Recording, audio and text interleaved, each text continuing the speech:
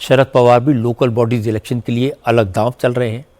शरद पवार अब अजीत पवार की पार्टी के साथ अलायंस की तैयारी में है। पुणे और पिंपरी चिंचवाड़ महानगर नगर पालिका के चुनाव के लिए अजीत पवार और शरद पवार के गुट साथ साथ आ सकते हैं।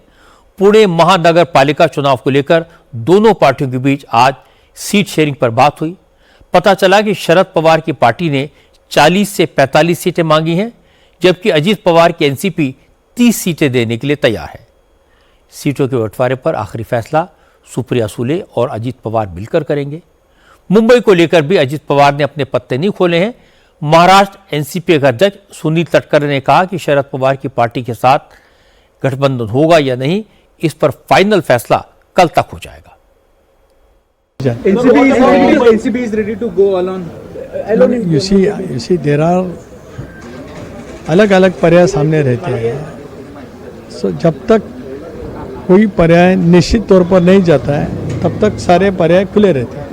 BJP has opposed the Nawab Malik that That chapter is closed now. I said oftenly. Why that is being repeatedly asked? Nawab Malik is our election campaign committee within the party, where the party has got his own right.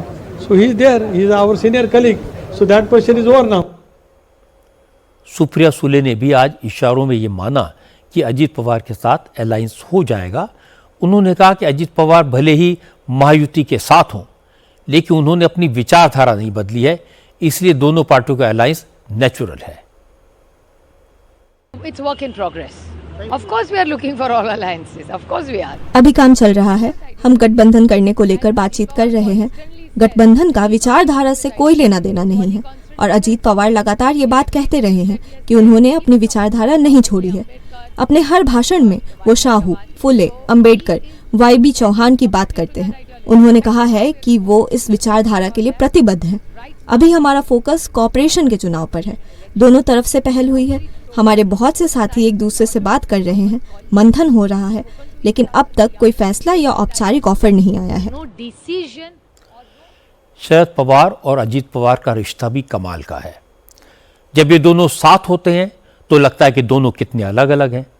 जब ये अलग अलग होते हैं तो लगता है दोनों कितने साथ साथ हैं। पुणे में दोनों मिलकर लड़े तो आसानी से जीत जाएंगे। यही लालसा दोनों को एक बार फिर साथ लाएगी।